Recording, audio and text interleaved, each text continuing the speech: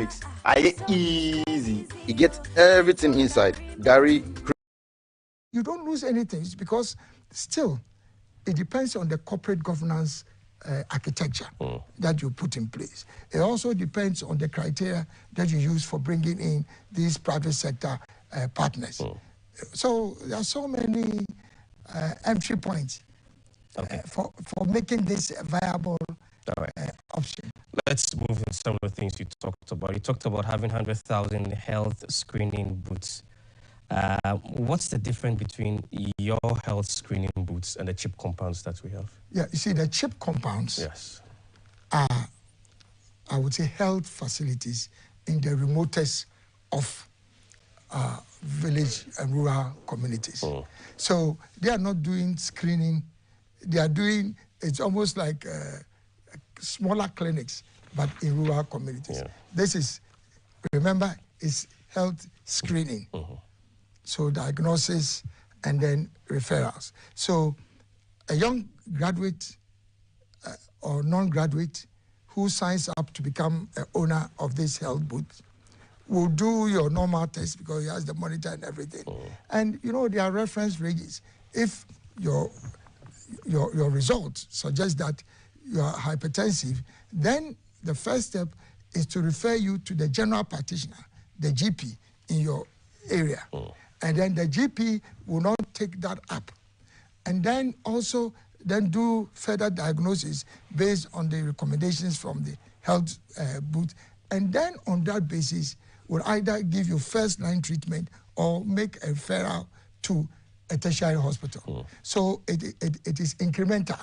This is incremental and progressive healthcare delivery. Let's talk about trading. I mean, that's your field a lot. I mean, we have AFTA already, and that competitive edge globally when it comes to trading.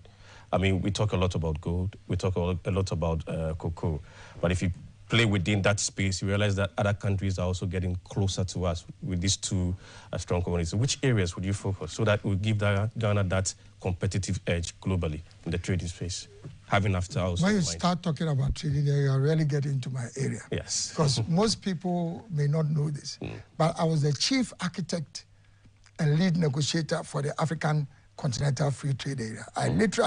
I designed and led the execution of the African Continental Free Trade Area. This is basically a major development in Africa. It's just that sometimes if you blow your own trumpet in Ghana, they say, oh, the man is boasting. But this is a major feat, you know. And interestingly, after making this happen, I became Minister for Trade under Nana Akufo-Addo's government. And then I campaigned to bring the headquarters of the AFCFTA to Ghana. So, I mean, as for trade, I know it inside out, but there's domestic trade and there's export trade. Let me start dealing with domestic trade. Domestic trade is a major component for economic recovery because whether we like it or not, 70 to 80% of Ghanaians are involved in commerce, particularly the women. I like to support women. 70 to 80% of people are engaged in commerce. So we have to look at the kind of things that will make them survive. Number one, access to financing. And that is why I have made a commitment.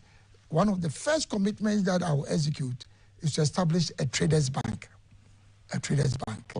And that will provide cheap credit for all the people who are engaged in commerce. Because most traders will never have access to any serious financing from any of the banks. And it's also a major entry point for financial inclusion. Can you imagine? I mean, it will become the biggest bank, either by assets or whichever way you describe it. But beyond that, it's also our, what I would call market infrastructure. The conditions in the market. Frankly, I always pity our women.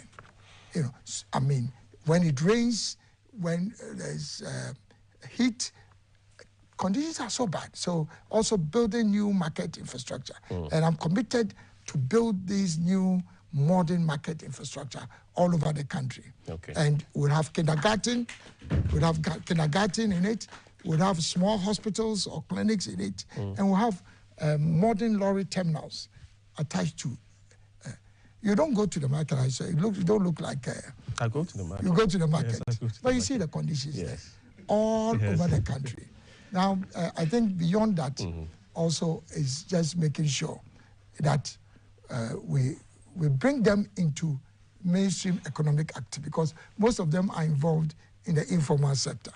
And once their businesses grow, then we can transition them into formal businesses. And then they will have access to more services from government. So have they become the, I would say, the channel for distributing made in Ghana goods. Okay. I mean, you don't expect made in Ghana goods to be championed in other countries. The starting point is making sure that commerce, domestic commerce works.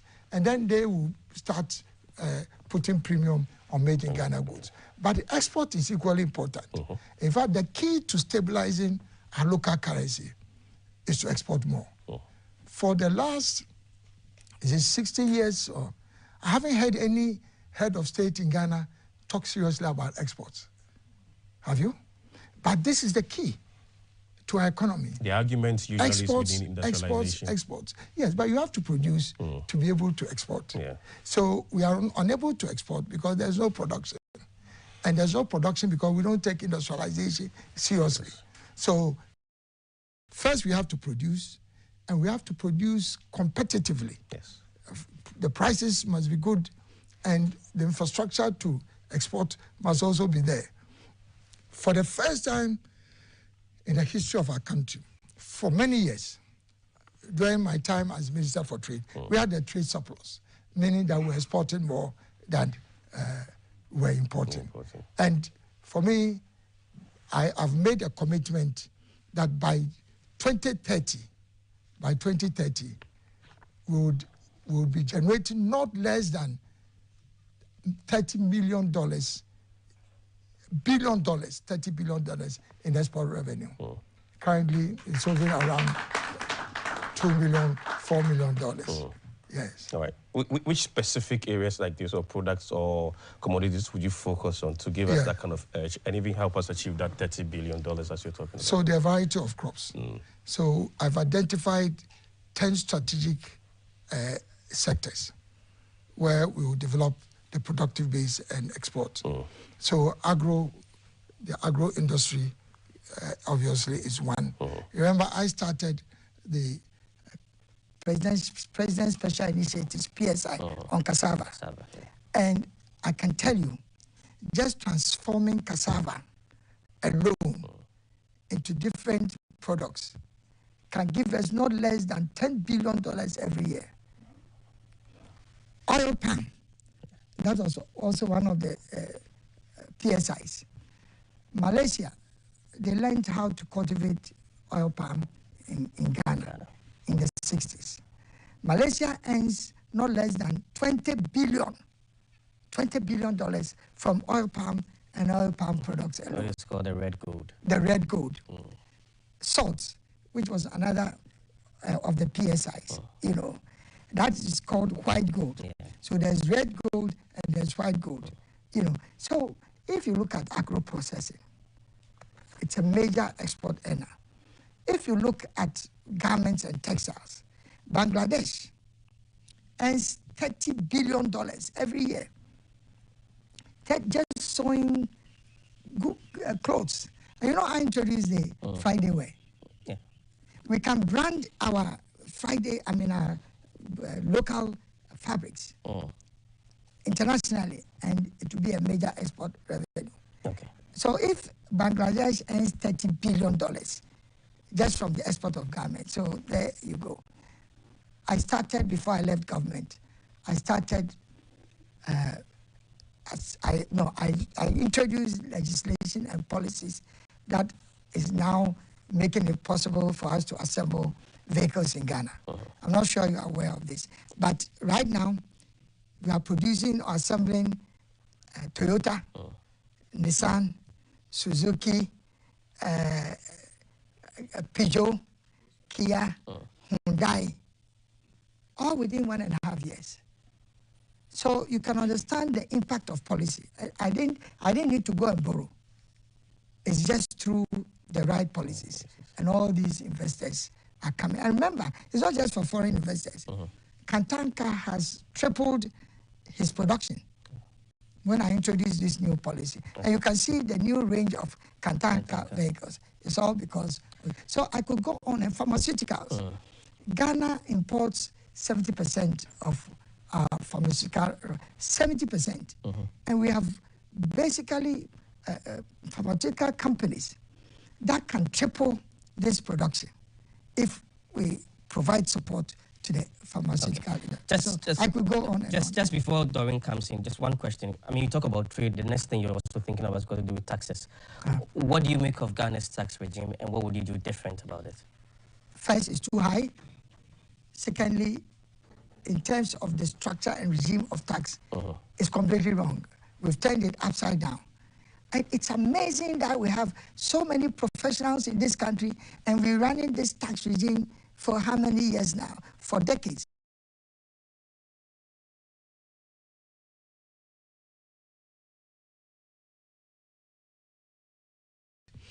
In every serious country, they add taxes.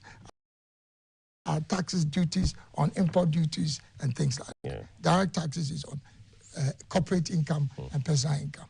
Typical of Ghanaians. Because it is easy for us to charge,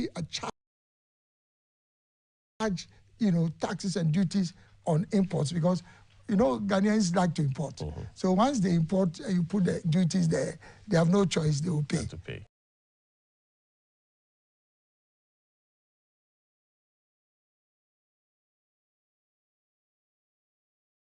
You understand me? So duties on imports. So for businesses, making them competitive, so if they make money and they are paying taxes, they don't have a problem. But you want to kill the companies before they make... Have you looked at the tax regime, even under MPP government? That seems to be suggesting that they are pro-business. It's to the ports.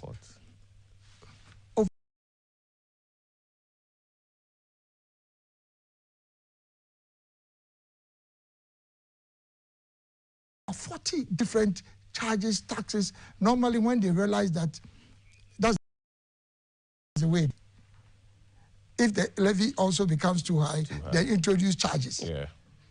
All kinds of ripping off, all kinds of ripping off, business people, just because they have a lazy orientation.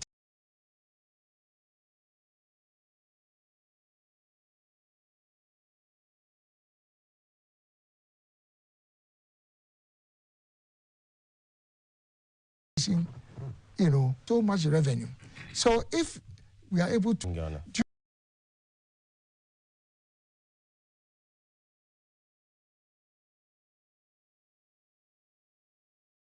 know how much money we lose in corruption in the delivery of every service. And the usual 10%, 20%, So people have, especially NDC and MPP practice, So taxes have to come down. And I've committed that I'll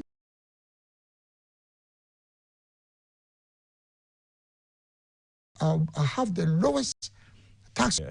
You talked about that in this current administration that is supposed to be pro-business, and yet the taxes is that high. You talked about the role you played in this administration before you actually left. Why should we actually trust you that you're going to give us the lowest tax regime when you were part of that regime that has given us, that is supposed to be pro-business, but yet the taxes doesn't reflect that pro-business aspect of it? People ask this question all the time. And it is being influenced by propagandists within the MPP. Oh, he was part of us, so how can he be talking like that? There's a difference between collective responsibility and individual accountability. listen to it very well. Okay. There's a difference between collective responsibility and individual accountability. If you ask me to account for what I was supposed to do, the evidence is there. Okay. One district, one factory.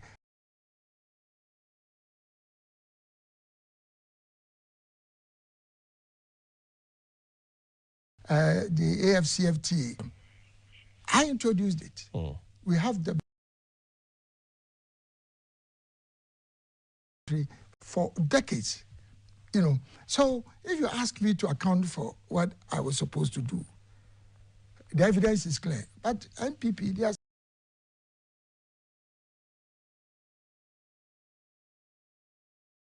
still campaigning. Why not then say that if something was going wrong in the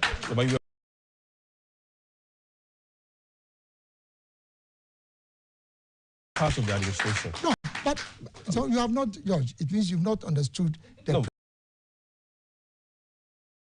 principle. I get collective. Yes. I'm saying that. So you cannot execute the kind of policies. And at any rate, remember, I was the first to put out my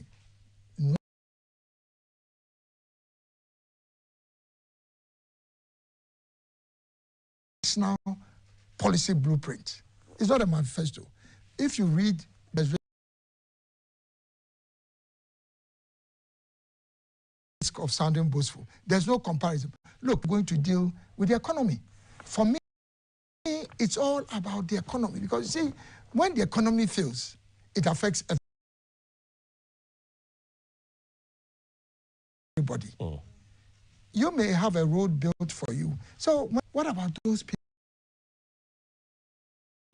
who don't have Agenda 111? So the key is the economy, because the economy affects everybody. Okay. And that is why I think that this thing, people go around, oh, but Alan was part. In fact, the reason why I'm the best person to lead is the fact that I've been there. I know. If you bring a totally new person, he doesn't understand how government works. So how can you trust him? But if you look at my record in government, as I said, both locally and internationally, then you won't argue as, you know, it's all propaganda. Oh, I think it's a fair question. Unlike being described as propaganda. It's very much of a fair question. You understand what propaganda is? I do. I do, yes. I do, but it's just pretty much of a fair question. No, it's a fair question, but I'm explaining to you that, you see, because unfortunately, some people become very vulnerable. Please. Okay.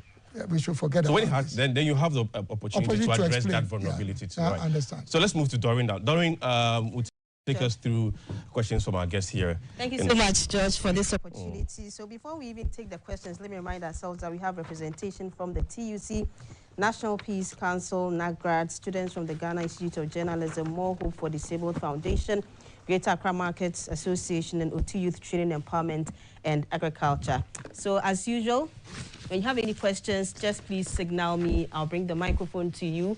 You mention your name, where you're coming from, and then you go ahead with your question. But I will start with mine. Mr. Kyerematen, the issue about taxes and the fact that there's a collective responsibility and individual responsibility. Individual accountability. Individual accountability, yes. You were not just any minister. You were the Minister of Trade and Industry, under whose remit these businesses were under. So if there were any taxes coming up, you would have been part of the decision-making. It was not just a collective something. You would have played a key role in accepting that these taxes should be implemented. Hold on to the response to that. I'll take 2 more questions and then go ahead and answer. You don't want me to answer immediately. She wants to mix it up so that... No.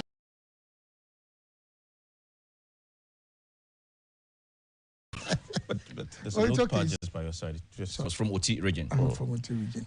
I'm speaking on behalf of this new agric, as you said, and then youth empowerment. Farmers are still using the 19th century way of farming. And how can your government help some of us, youth like this, to go in for big machines, to go into massive agric production? Thank you. Okay, Fios, thank you. She has a question. Okay. Thank you very My name is Salma, a student at Unimac Institute of Journalism and also a student coordinator at Youth NREG. My question is that you were with NPP, and that is where most of us know you were. And looking at our setting, when somebody gives you an opportunity to grow or build yourself, we believe that you have to extend or give back to that person. And looking at the time you left the party, it was almost about 3 months or few months to election. It looks like you left them where I believe they needed you most. So what shows that if we vote you into power come December 7, you will not leave us at a time we also need you most. And my second question is about affirmative action bill. Looking at our cultural setting, women are seen as they belong to the kitchen. Even sometimes when people have certificates and some credentials that they deserve a job, they are not given the job because they don't belong to a certain political party or so. So when it comes to power, are you going to ensure that the affirmative action bill continues? And how are you going to make sure that its implementation becomes a success? Thank you. Thank you so much. So, Mr. Kyerematen, you'd answer those questions and then we'll take another batch of questions. Okay. Very well. So first is to you, Doreen. Doreen, your question about taxes. Just for your enlightenment, the decisions about the imposition of taxes is the responsibility of the Minister of Finance. Period. I mean, we can all make contributions to that decision, but it is the responsibility of the Ministry of Finance or the Minister of Finance. And as I keep on saying, I can make all the suggestions, I can make all the proposals, and the evidence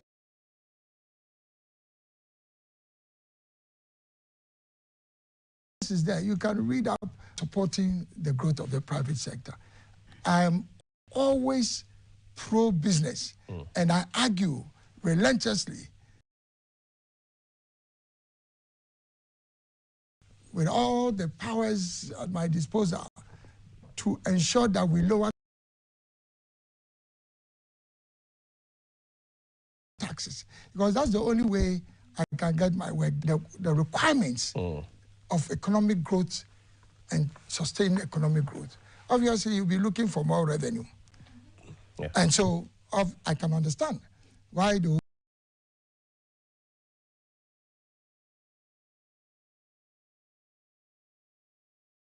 always be pushing for higher taxes, because in their view, they think that the higher, that's the way it works. That's the way it works. Everybody knows. In fact, the reason why the one district, one factory was so successful, I made such a strong and compelling case that, look, can you imagine the impact of every district in this country having one major industrial establishment that can employ hundreds of people? You wouldn't need anybody to leave their district to go and find job in the cities. You know, and it's one of the, I think, the best industrial interventions since independence. But then I made a compel to establish a factory in their community instead of Tema. You need to provide incentives. Yes. You need to give them lower taxes. So I have always made strong arguments for this. But I'm saying that the Minister of Finance may have a different view, and this is exactly what happens. He wants more revenue, not realizing that if he listens to the kind of things that I am talking about, he will, in the long run, have more companies that are doing well, and then the revenue from corporate tax will be higher than the revenue that they are talking about. Okay. Doreen, I hope you are. I'm not entirely convinced. Yeah, you won't be convinced because you don't understand maybe. Well, so what I meant to say is that you played a key role. Not that you were the main decider, but you played a key role. Doreen, just this last point, because I think, to be fair, we should allow those who are represented here. I've explained to you the difference between the principle of collective responsibility and are you in all honesty suggesting that Alan Kyerematen had the greater influence on the financial economic management of a country than Dr. Bawumia and then Ken Ofori-Atta. Let's face it. The Minister of Trade and Industry. Let's face it. You see, the moment you insist, then it means that you are interested in pushing a certain line of, because even the direction of our economy and our finance than the vice president and then the Minister of Finance. Okay. If your answer is yes, then I have nothing to say. I rest my case. Let's go to Pius Agric, yes. I'm very happy that you raised this issue.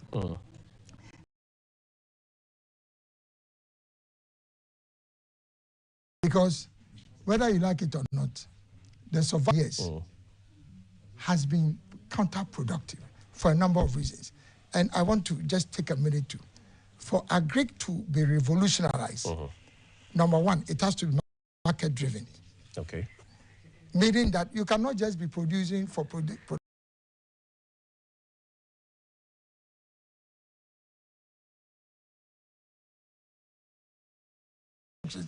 it has to meet certain market demands, either domestic or external. Yeah. It has to be on economies of scale.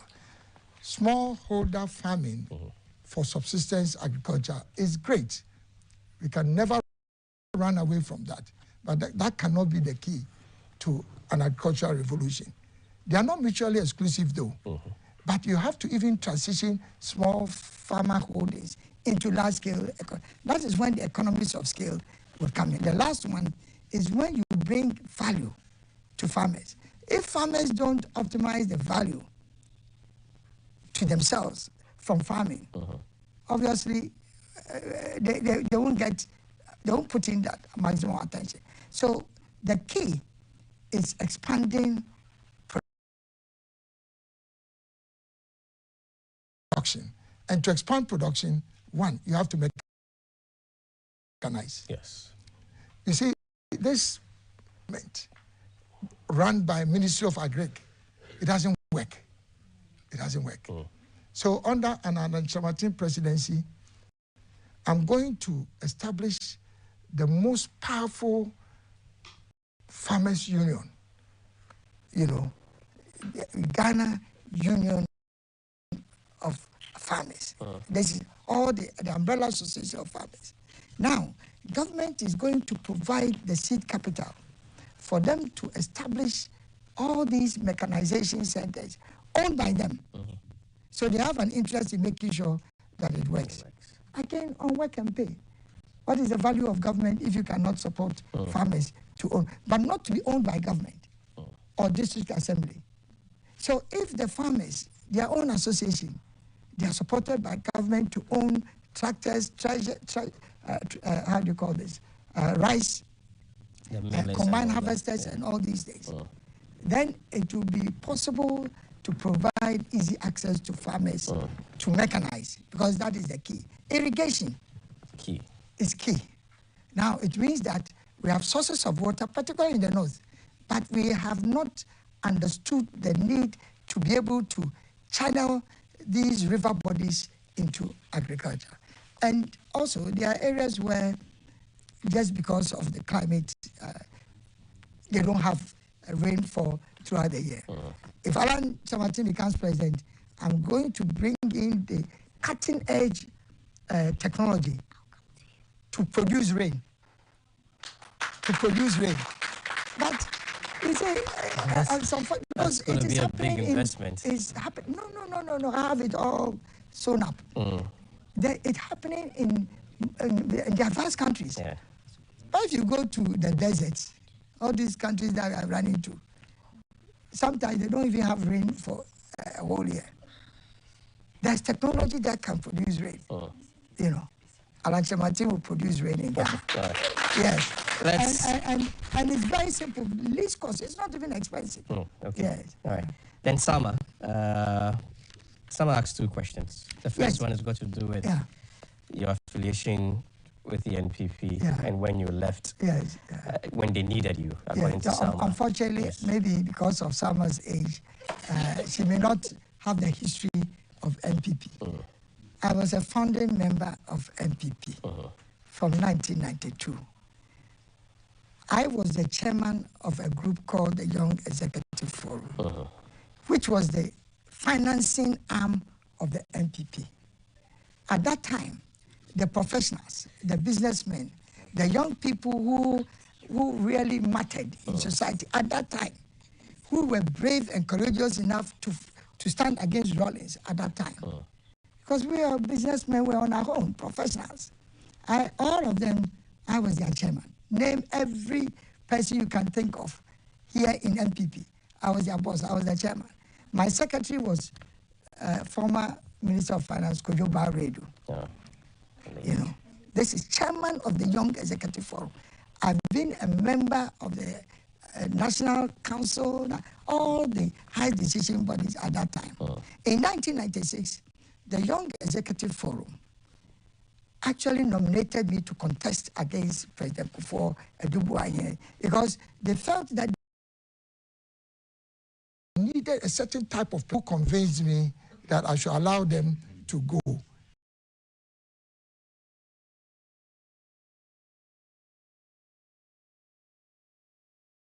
And then later on I can come. I said, no problem. Okay. Me, I have time. Leaders of the party, any name you can think of. The current president was one of them. Dr. Kufuor was one of them. Osafo Mafu, Michael Kwe, Hakmausa Jamai, all these big people. 17 leading members of the party. When we finally went to Legon, there were only two of us left. Yes. Nana Akufo-Addo and myself. Yes. You understand? Yes. I decided that the party had become so disintegrated that going into another round of elections, my fear was that it will actually lead to further disintegration. So I decided myself that since he's older than I am, I would support him. You don't need to go into a second round to break the party. Yeah. I mean, this is the measure of supreme sacrifice since that time. And after that, even though I contested with the president, he himself will attest to this. I'm the single person who is able to campaign with him throughout the country. So,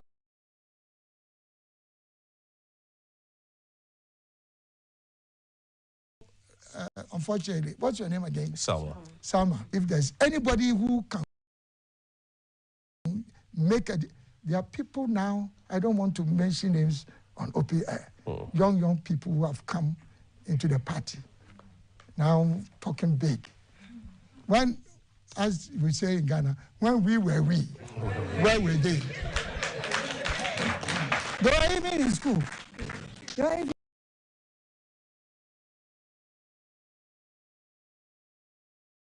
in school. These are our children.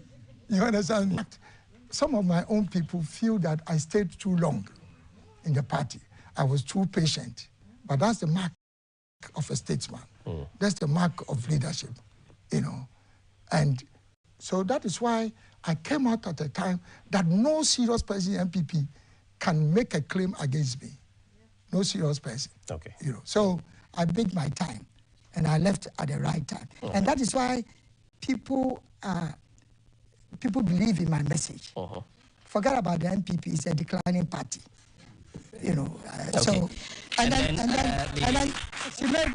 She also was talking about affirmative action. Yeah. I'm happy about your desire to ensure that the affirmative action bill comes into force. I think it's a law now. It's a law now, Yes, but yes. she was talking We're about talking about the implementation. Yes. I'm saying that I'm also a firm believer in the implementation, execution of that. You know, many years ago, when I started training and building entrepreneurs, my record is there. I mean, sometimes you don't want to mention this in public, but I can say boldly on air that 60% of all the thriving local businessmen, they all came through my hands, both men, women, you know. And at that time, I did what I call positive action for women, because I deliberately identified women and brought them into my program. Okay. And they were like high flyers.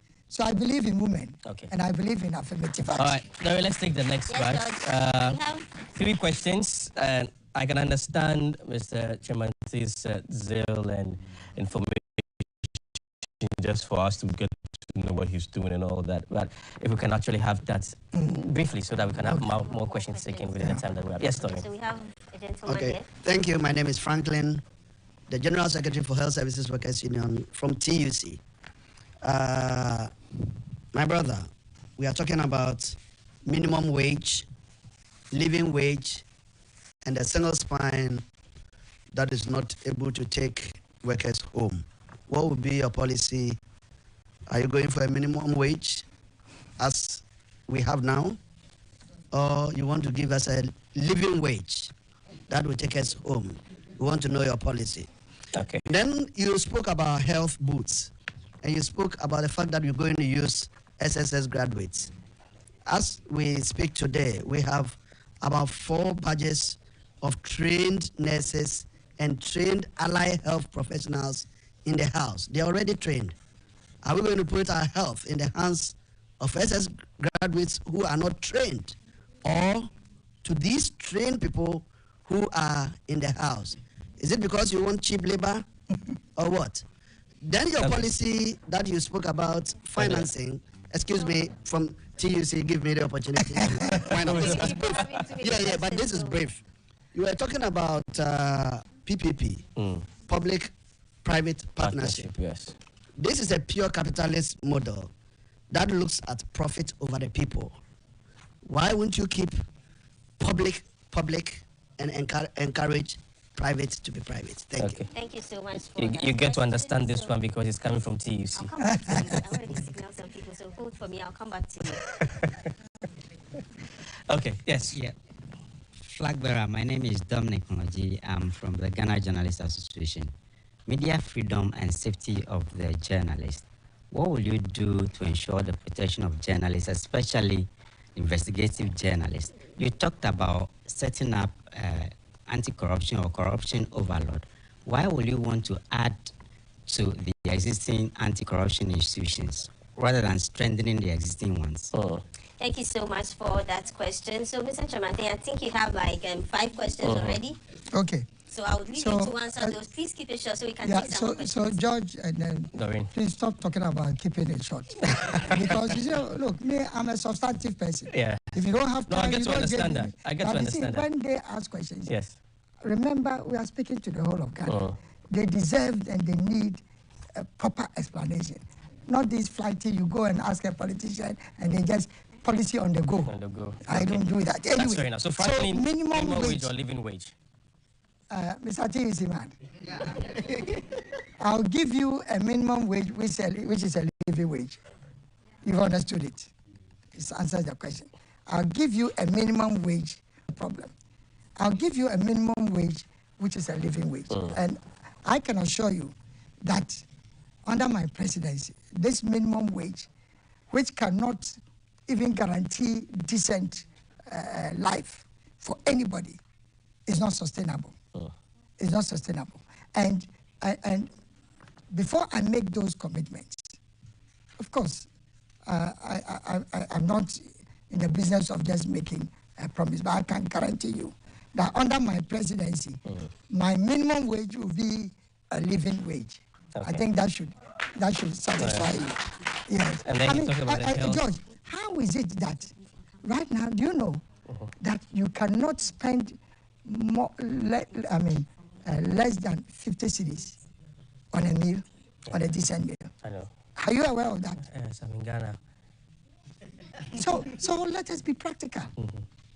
50 cedis, you don't have 50 cedis, you can't have a decent, and that's even just for one meal. Yeah.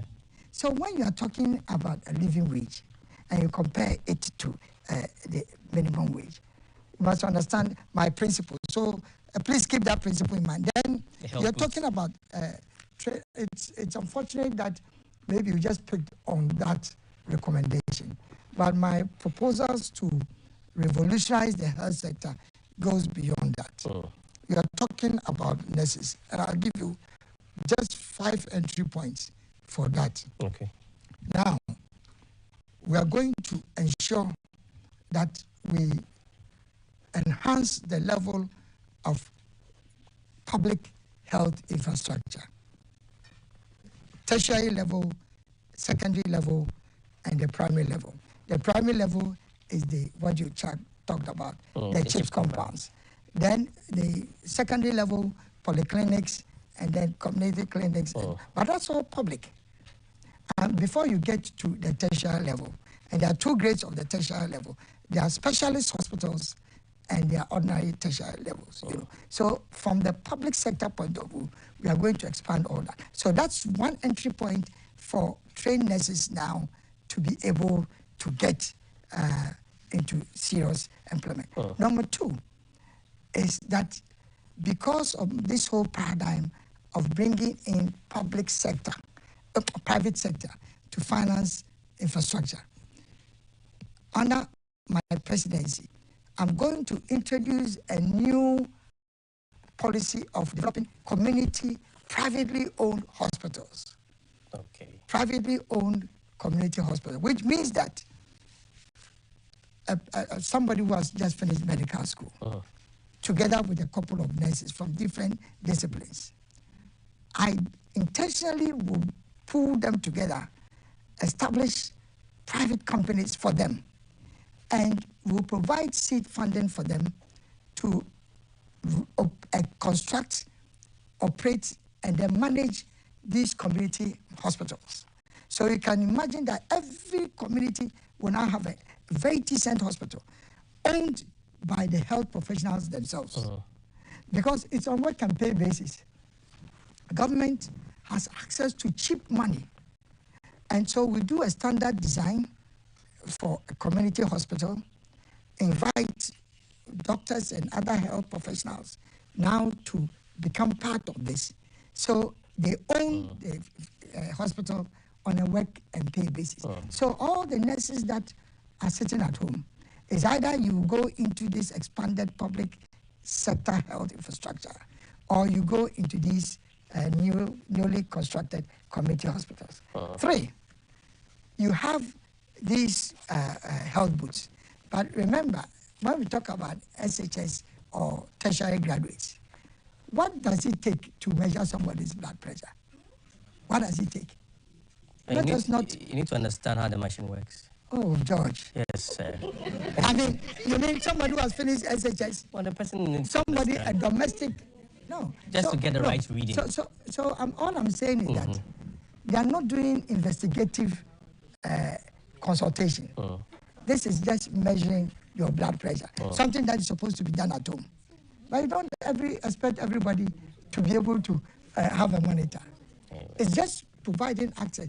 Does it make sense that you want to measure your blood pressure, you have to go to Kolebu to go and get a card for a doctor to see you, just to check and say you have hypertension? It doesn't make sense. So what I'm saying is that, the reason why I'm saying that, this is entry-level health screening, you know, and all these nurses, when I went to, on my recent caravan tour, just 2 days ago, I went to one of the communities, and I went to see the health, it's a health college. They were so enthused about this because now they realize 100,000 health booths. If I finish my training and I'm able to get and own one of these health booths, something that I can own, that is a major, so they're excited about it. But apart from that, I'm also going to establish what we call the Ghana Skills Export Program. Okay. And what this means is that there's a large demand for healthcare personnel all over the country. And because of the quality of training in healthcare in Ghana, people like health professionals from Ghana. So it is going to be part of Ghana's health delivery program. Now to train nurses and other healthcare professionals to feed into this export opportunity, but under a structured program. So you go 2-3 years, you expand your knowledge, and then you come back, maybe to your community hospital or to your health or something else. Okay. So there are all these entry points for those nurses who are sitting at home. All right. Yes. He talked about, he actually didn't like the idea of the public-private partnership. Yes. It can actually be public-public partnership. Yeah, they are not mutually exclusive.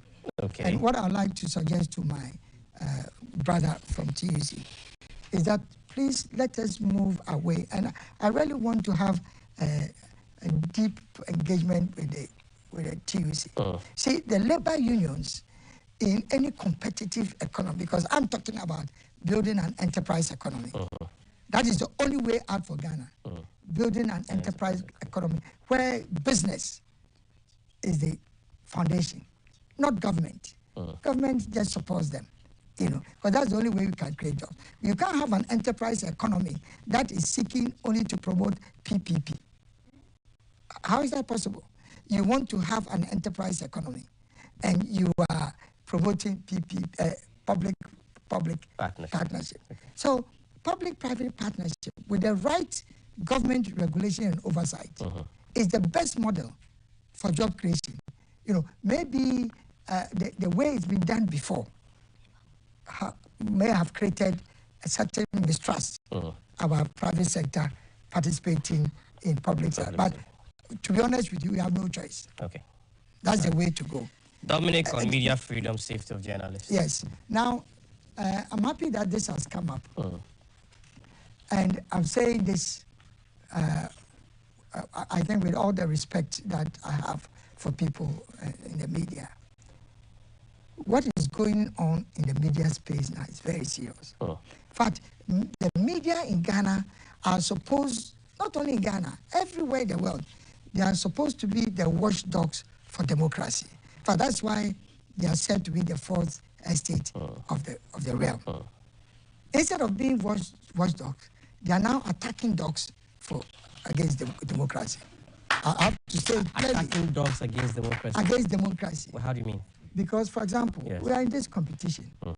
If you look at the reportage, as if those of us who are, and I don't even call myself an independent candidate. I call myself a non-partisan presidential candidate. Because I'm saying that I want to build a government of national unity. For me, it is about Ghana, how we move Ghana forward. If you're an NDC person in parliament and you can get the job done, I'll use you. If you're an NPP person, you can get the job done, I'll use you. If you are not part of any political party and you are the best person, I'll use you. That, for me, is the driving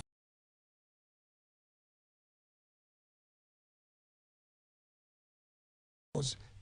So, frankly, the fact that right now the media landscape has become politicized, and it's very clear, instead of they being watchdogs, they are attacking bulldogs now against democracy.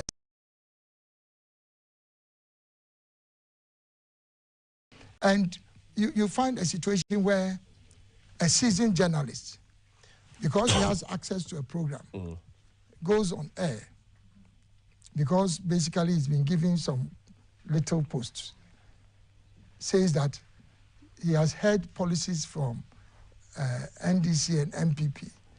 Alan Kyerematen, we've not heard even one policy from him. When I was the first to literally adore the Great Transformational Plan, not a manifesto, so he's a paid agent. He's a paid agent. And frankly, I don't want to put all journalists in that basket. But the image that you are carving for yourselves in the media is not a good one. And I'm sure a lot of people feel the same way. It's only the two big parties who are behind this. They will definitely not feel the same way. But those of us who are watching the media space, that's what it seems. You hear about NDC, you hear about MPP, we all go into the field, and and sometimes you can see literally they are blocking you having access to the media? There's no doubt about it. I don't want us to big get parties or the media itself. I don't want to get into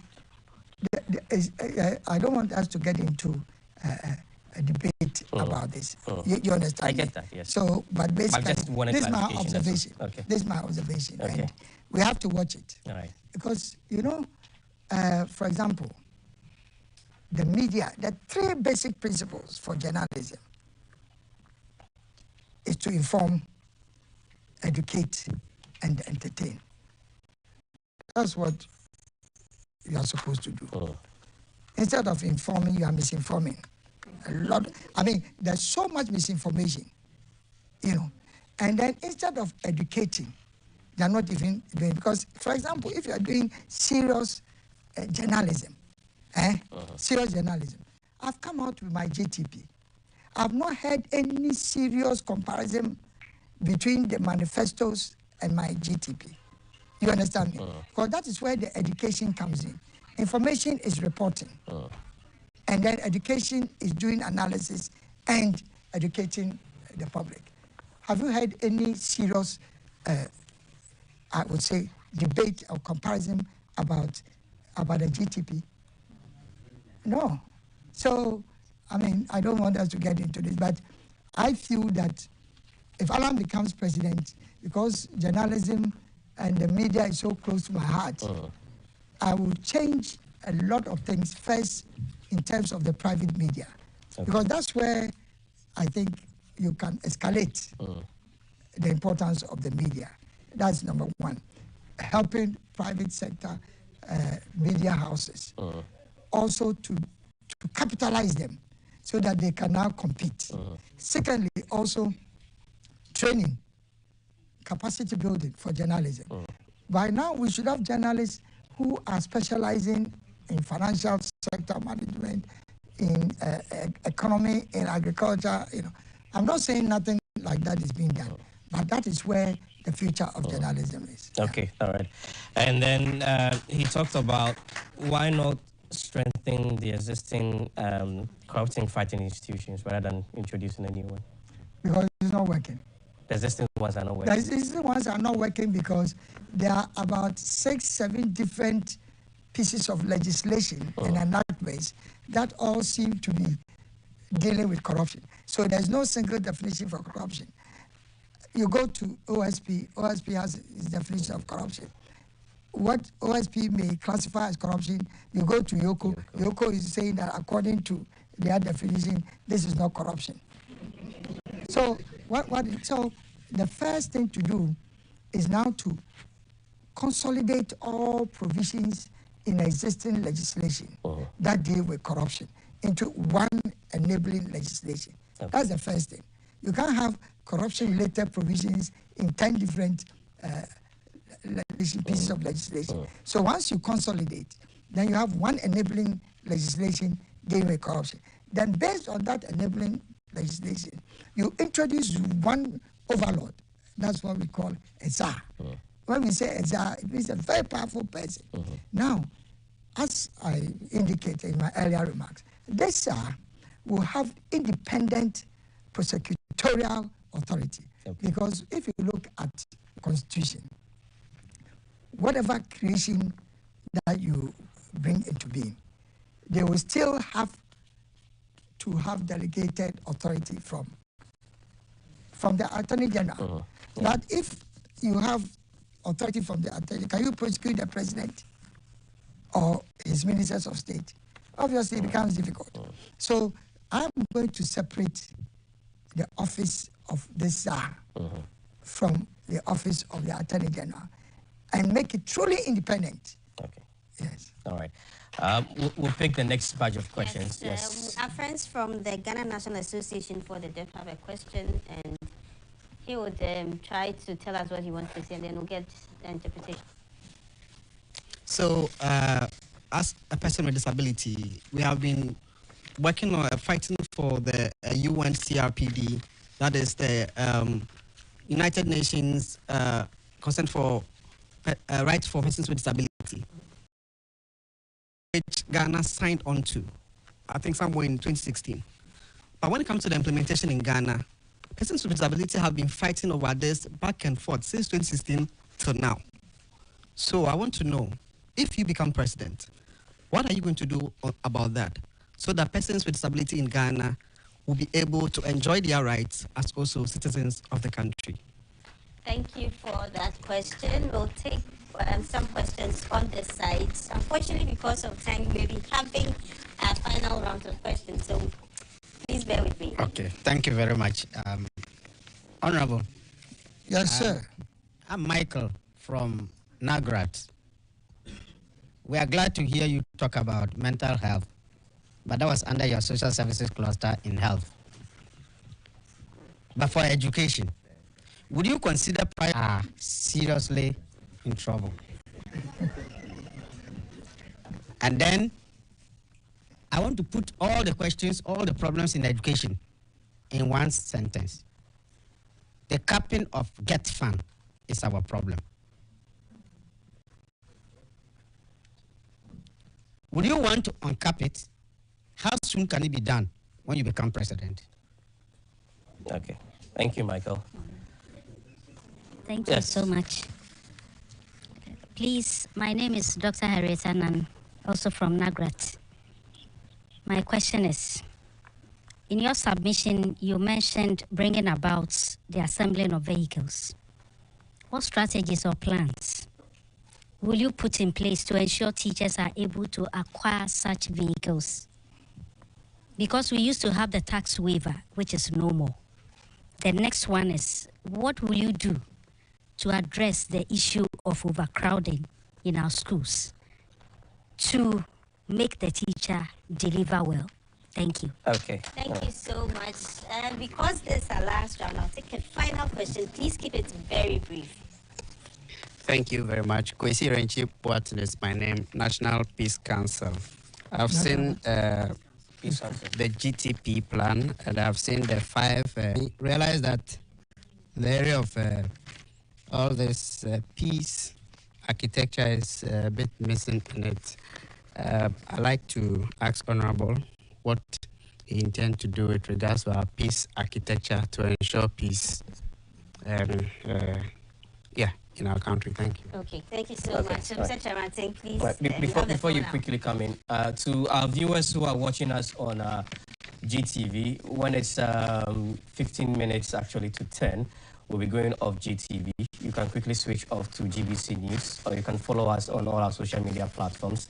And for those listening to us on radio, we're still going to be on radio. But when it's 15 minutes to 10 on GTV, if you're watching us on GTV, when it's 15 minutes to 10, you can just quickly switch off or switch over to GBC News for the continuation of this particular program. Thank you. So we can go ahead. And I'll make this very quickly. Yes. First, on the PWDs. And I have a very sentimental attachment to ensuring that PWDs have fair and equitable access, to all the facilities. But first is to ensure that we fulfill all the requirements on our international, I would say, legislative and other commitments at the international level, because that was the point that you were making. We are not fulfilling our responsibilities under those international codes. And that would be the first thing. Secondly is to ensure equal access to job opportunities. You have to make it an affirmative action. Otherwise, it's not going to happen. And my proposal will be actually to incentivize, because I'm talking about the enterprise economy. Alam becomes president, literally everything now is private sector run, but with government oversight and regulation. So before you get access, as a private sector operator and entrepreneur, there's part of the legislation that will provide, I would say, incentives to you to be able to engage people with disabilities. 3 is public and private institutions also becoming disability friendly, because there's an advocacy that is required. It doesn't happen automatically.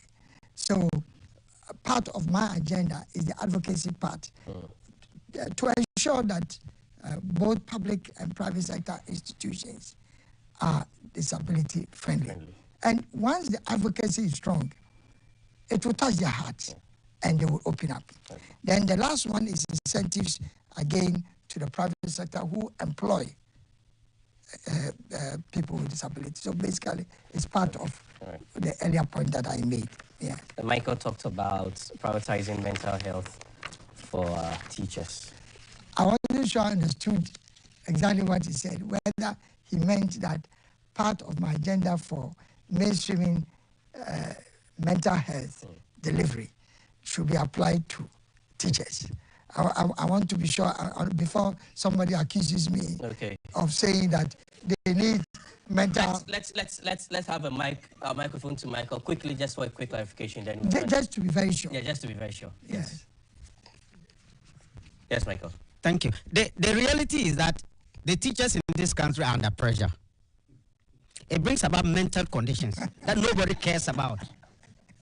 We have psychosocial problems that nobody cares about. All that they care about is that the children must learn and pass. Lesson note. Teachers are not in the classroom, but they don't care to find out why is the teacher not in the classroom. This is becoming a big problem for us. We will losing our teachers gradually. It's very important. Now I understand. Yes. I will be a president who cares for teachers. No, frankly, because my mother is 104 years, and she was one of the most distinguished educationists in her time, from Achimota School to St. Monica's, you know. So somehow it's in our DNA. And I feel that people in education, in health, in the media, in particular, that's why I'm so passionate about this media thing, they must be given special recognition. You know, I will probably not go to the extent of saying that we are doing mental health screening for teachers, because what I'll do for them, all their challenges will disappear. Their challenges will disappear. So there'll be no need for that. No, I'm serious about this. I'm serious about this. You talk about the capping of GET fund. The capping of GET fund, and it is right. See, the GET fund, again, this is the challenge, at least with the current government, and also, frankly, with the NDC.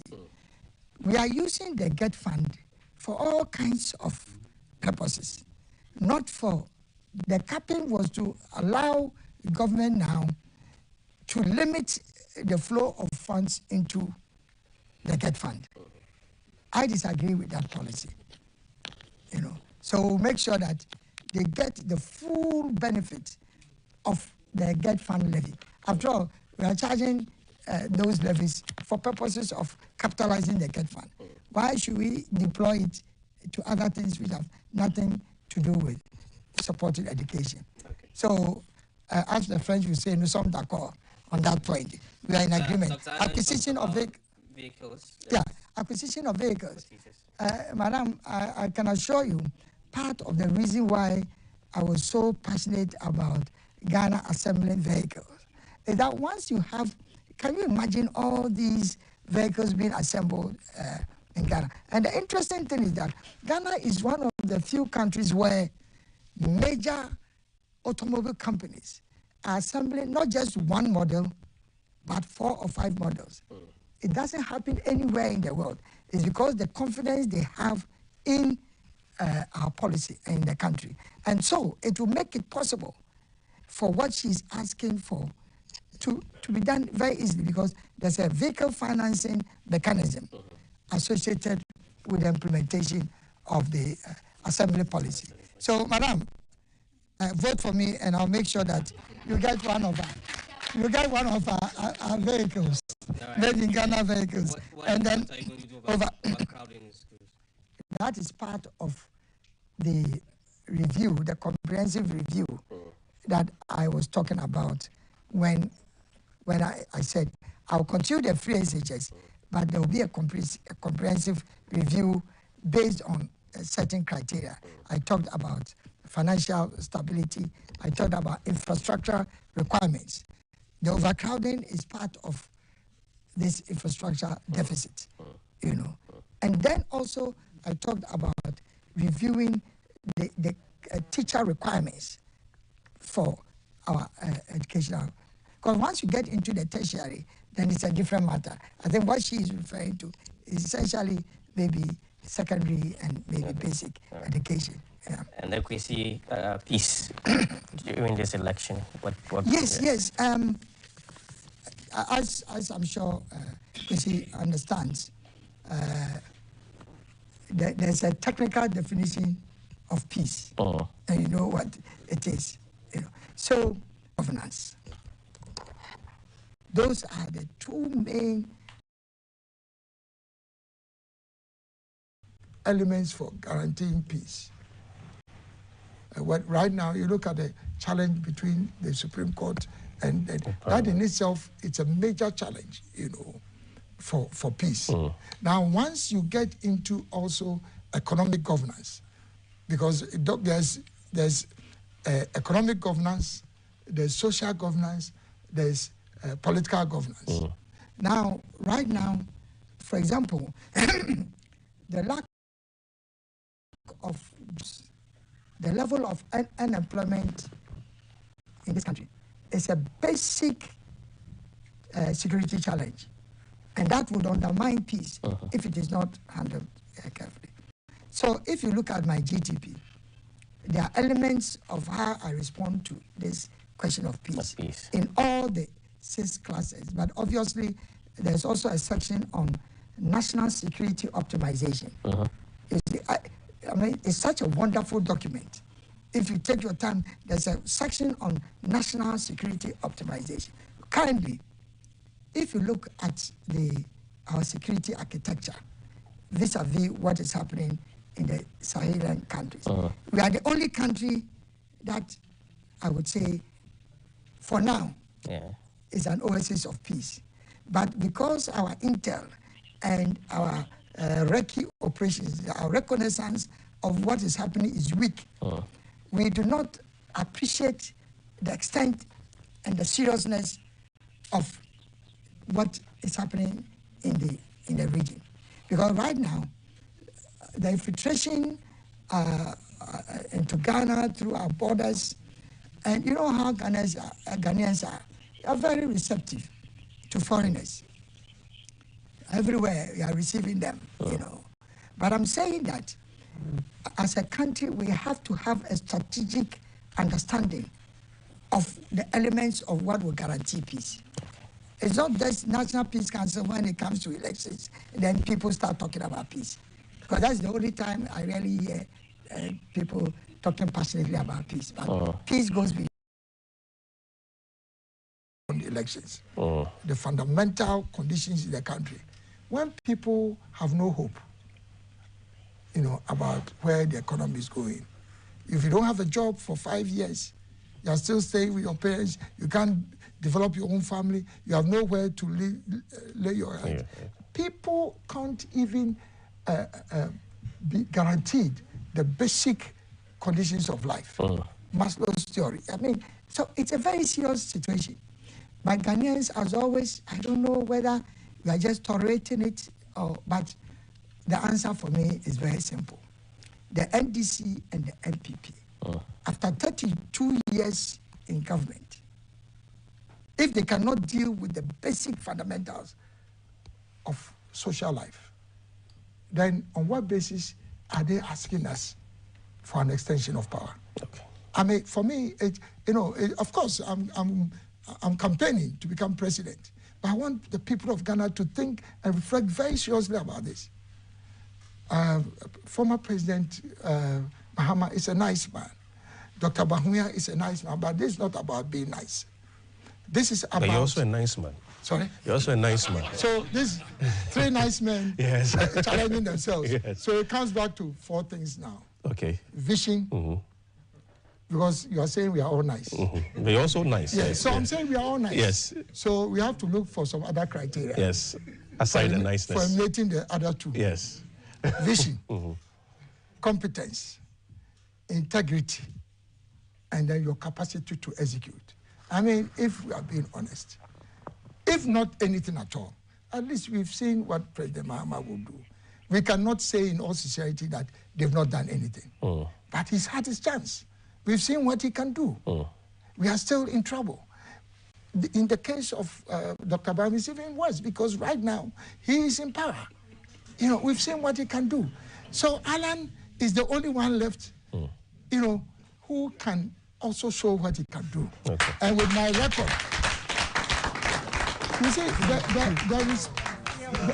the point is that the respect that I have outside this country in terms of what I can do to help others progress, I want to serve this country in the same way. Okay. You know.